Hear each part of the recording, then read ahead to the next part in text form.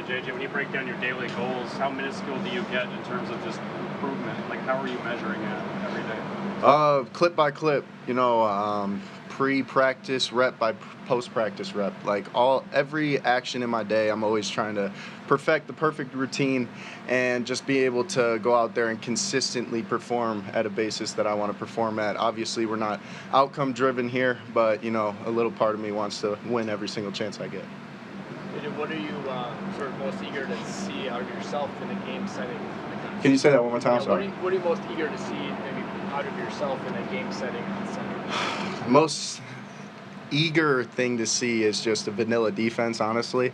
But out of myself, it would be just making sure the things that we harp on, all the little details, all the little intricacies that go into each and every rep show up on game day, when there's a lot of noise and there's a crowd, and just being able to lock into the level of my training that I've been doing on a consistent basis since I got here and be able to do it when the time matters. Since the pads have come on, what's your observation about just the speed and what it's like to play against those guys?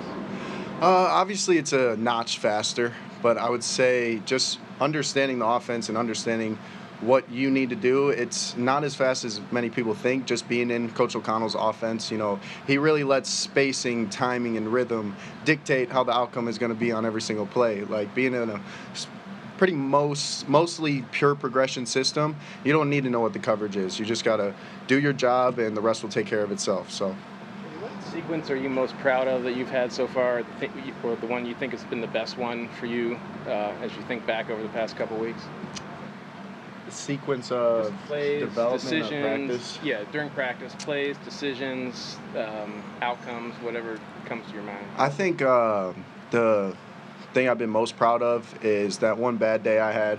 It wasn't an ideal outcome day, but I learned so much in that day. And then I came out the next day and had a really solid performance. So just being able to not be on an emotional roller coaster, be the same person every single day, because that's what being a quarterback in this league is all about, because we have so much pressure on our shoulders and things aren't always going to go our way, and not letting that pressure suffocate us and deflate us and eventually, lift us up and help be better the next days. Yeah, one of those early pads days, if I'm remembering. Yeah.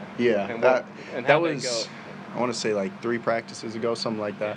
Yeah. And what were you disappointed about in that practice that you did or didn't do? I just felt like I was rushed up mentally, just not settling it in. Peyton Manning gave me this great wisdom before I entered the league, and he was saying, respect the NFL, but don't over-respect it. Don't speed up your footwork. Don't speed up your thought processes. And, that's something that I fell victim to that day. So it was a great learning experience. What did you do that night, or when you walked up to practice, what did you do that night to kind of reset and kind of get past that day? Well, I have this thing. Whenever I have a bad practice to start at Michigan, I'll keep my tights on the whole night. And it's a little dirty, but it's a good metaphorical way for me to let it go, because at the end of the night, I'll just, stand in front of the mirror, just kind of debrief how the day went, what I did in the morning, what was different from the following days that were successful, and just kind of overall feeling and vibe of that day. And then once I go through that, look myself in the eye and say, that's all gone. We're letting go. We're moving on to the next day. I take those tights off and don't think about it ever again. You won't have the sizzle of week 1, but is Saturday going to be kind of a moment as you come out the tunnel? Say that one more time, sorry. You won't have the same sizzle as week 1, the regular season, but will Saturday still be a moment for you when you come out that tunnel? No matter what, playing in US Bank, there's always going to be sizzle. Just hearing about it, just feeling the energy of this fan base. I know that it's going to be a live audience and a live environment, and I just can't wait to go out there with the boys and put on display what we've been doing, since April. Yeah, so it's going to be a lot of fun. JJ, one more on that bad practice. How quickly did you learn those lessons? Like, was it sort of instant or more like that evening when you reflected, like, this is what I did? I feel like there's instant reactions, and then there's, when you have writer's block, for instance, when you take a time away and then think about it from, a little time, from when a little time has passed, you learn a lot from both settings. And, I feel like the instant learning is what I've been getting the most, just because of how great our coaches are, and they're always right on it every time, hit it right on the head. So, that little debrief later on is just me watching film again. But, yeah, there's definitely a multi-process to that learning experience.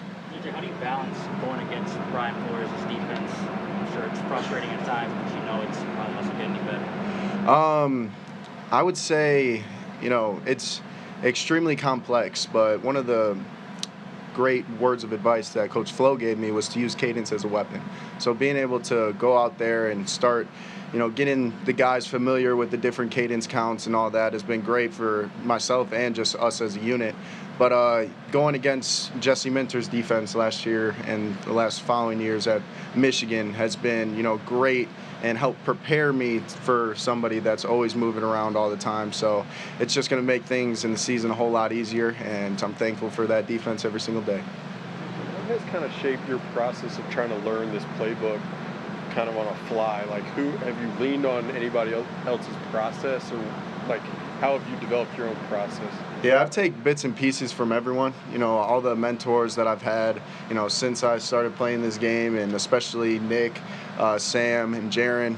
They've been giving me great ways to compartmentalize, the formations and just the plays in general. And just Nick, teaching me, speaking it into a voice memo and hearing the playback and regurgitating it yourself. So there's a lot of different tools that I've helped, form my own routine when it comes to learning a playbook.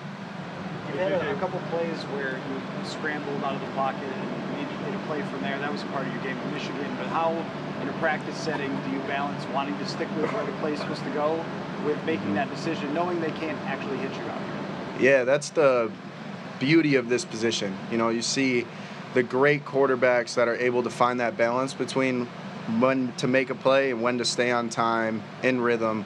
And, that's something that I'm working towards every single day. Coach O'Connell obviously giving great advice on when to do so and when not to. And just overall feeling out this league and the speed of it and understanding, I have to throw this with anticipation here instead of, I could get out of here and try to see if something develops later on. So just working to find that balance every single day.